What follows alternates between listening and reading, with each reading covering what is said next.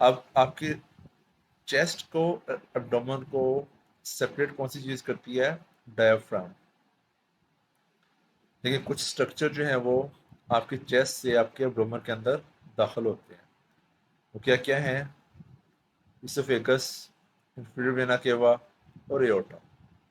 और ये किस किस लेवल पे दाखिल होते हैं? थोरेसिक 8 लेवल पे इंफीरियर वेना केवा और फेनिक नर्व। थोरेसिक 10 लेवल पे इसोफेगस और वेगस। और T12 पे, थोरेसिक 12 लेवल पे एओर्टा, थोरेसिक डक्ट और अजाइगस वेन।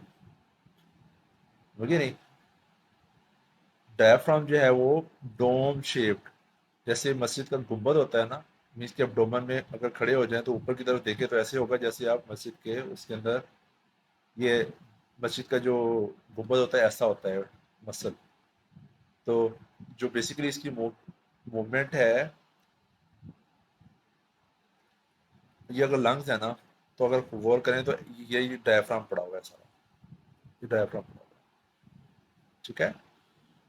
ये जब हम लोग एक्सरे करते हैं ना, तो एक्सरे में अगर आप लोगों ने भी अपना एक्सरे करवाया हो तो हम पेशेंट को कहते हैं लंबा सांस ले, गहरा लंबा सांस लेके रोक ले। ठीक है। तो ये जब ये जो फिल्म हुई हुई है उस वक्त डायफ्राम ने कॉन्ट्रैक्ट हुआ हुआ है। जब एक्सपिरेशन होती है तो लंग्स आपको छोटे नजर आते हैं, तो उसमें आपका ये डोम ज्यादा वाजे हो जाता है। ठीक है। डायफ्राम आपका मेन क्या है? इंस्पायरेटरी मसल है।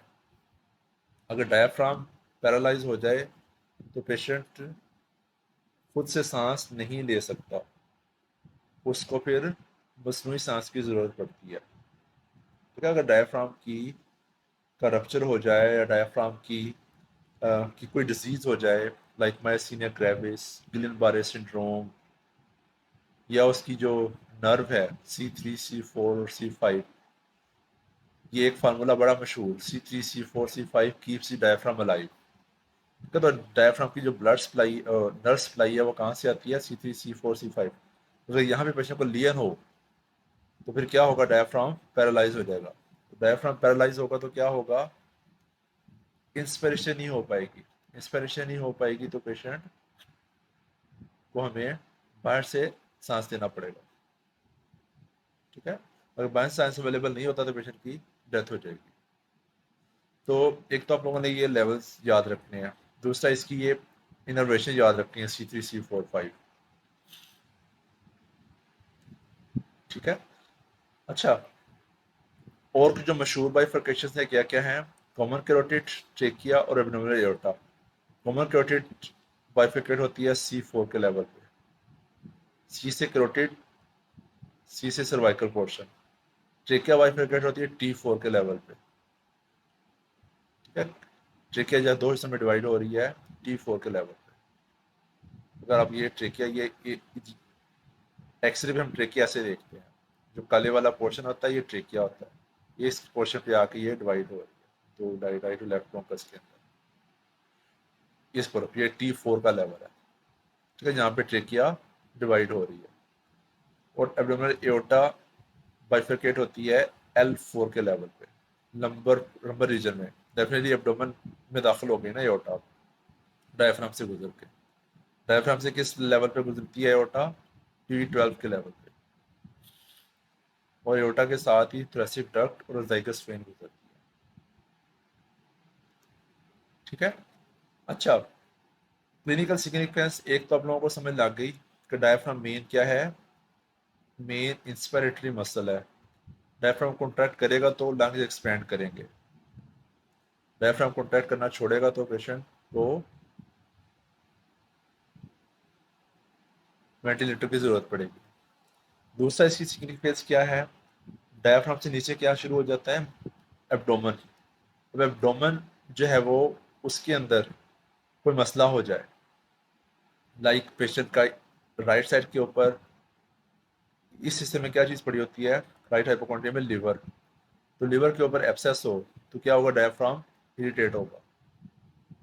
दूसरा इस साइड पे पड़ा हुआ है स्टमक, ये जो काला वाला पोर्शन नजर आता है, स्टमक के अंदर एयर नजर आती है। अगर हम खाना ज्यादा खा लें तो क्या होगा? स्टमक डिस्टेंड करेगा, स्टमक डिस्टेंड करेगा तो डायफ्राम को इरिटेट करेगा। इस वजह से जो डायफ्राम की इरिटेशन होती है उससे पेशेंट को क्या चीज़ होती है, हिकअप्स होते हैं। ठीक है, डायफ्राम की इरिटेशन से पेशेंट को क्या होता है, हिकअप्स होते हैं। इस वजह से हिकअप्स की बड़ी इंपॉर्टेंट काजेज, एक तो खाना खाने के बाद कहना इतना ज़्यादा खाना खाता कि हिचकी लग गई। अगर पेशेंट को खाना खाने की हिस्ट्री नहीं है लेकिन इरिटेशन हो रही है, हिकअप्स हो रही हैं, तो एक बहुत इंपॉर्टेंट काज इज एब्डोमेन के अंदर कोई एब्सेस पड़ी हुई है। कोई एयर हो सकती है, ब्लड हो सकता है, या पस हो सकती है। सब फ्रेनिक एब्सेस उसको बोलते हैं, सब फ्रेनिक एब्सेस। ठीक है।